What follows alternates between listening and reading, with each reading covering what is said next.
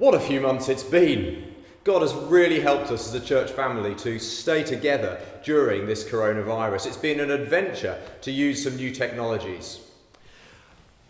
But God designed his church to meet in person.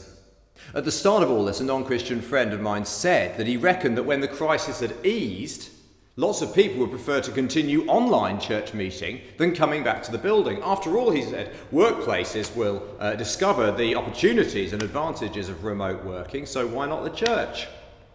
And we'll definitely go on using technology as an ongoing part of church life. But nothing can really replace meeting together in person. I mean, just ask the members of the underground churches in China, for example. They risk their lives to get together to meet in person. Or the believers in northern Nigeria who come together knowing that meetings are regularly attacked.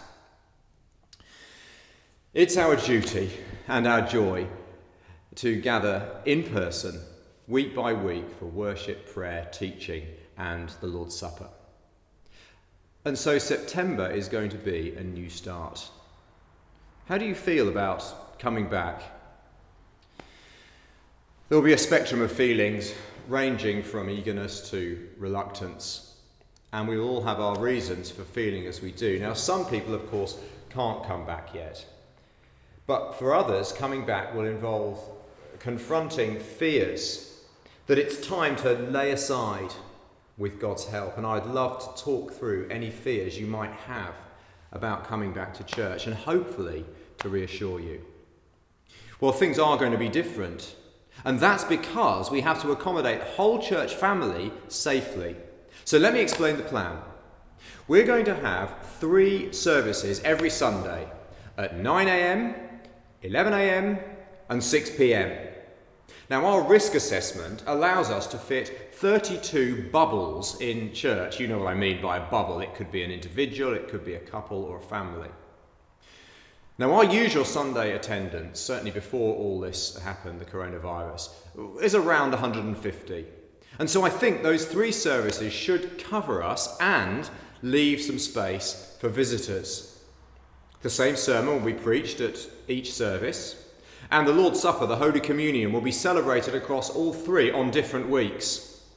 But there will be differences between the 3 services. So live music, which we can't provide at all services, but will switch between the 9 o'clock and the 11 o'clock on different weeks.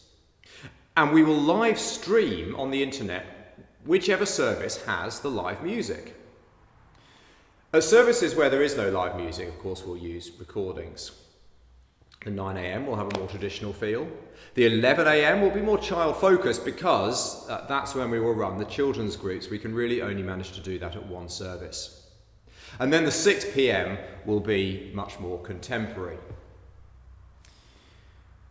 Now, I would like to ask everybody to indicate which of those services they intend to make their regular weekly congregation for the next little while. 9, 11, or 6. Your general intention, of course, doesn't always tie you to that particular service, but there are a couple of advantages to pre-committing to a particular service.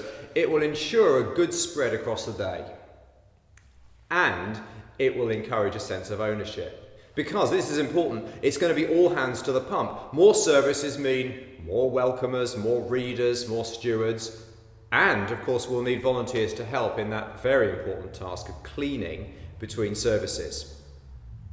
Now, as you commit to one service, you will become part of the team. Kelly might invite you to help out at that service in a particular week. That's positive, because the church shouldn't be like a restaurant dinner. It should be more like a family buffet where everybody mucks in, at least everybody who can.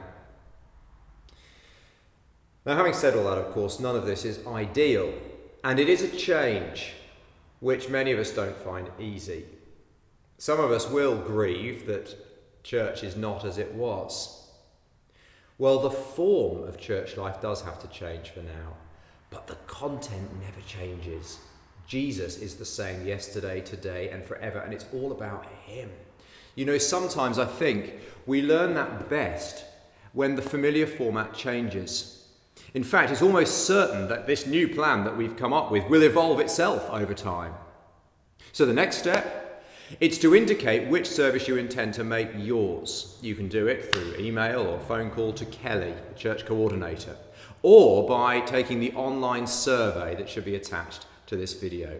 So Sunday the 30th of August, that will be our last pre-recorded video service. From September the 6th, the focus is switching back towards the church gathering on Sundays. Yes, the gathering will be streamed on the internet, so you can still watch it from home if you need to.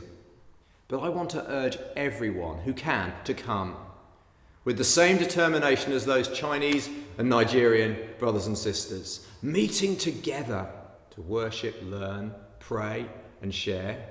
That's what God intends for his church. And it's time for us to get back to it.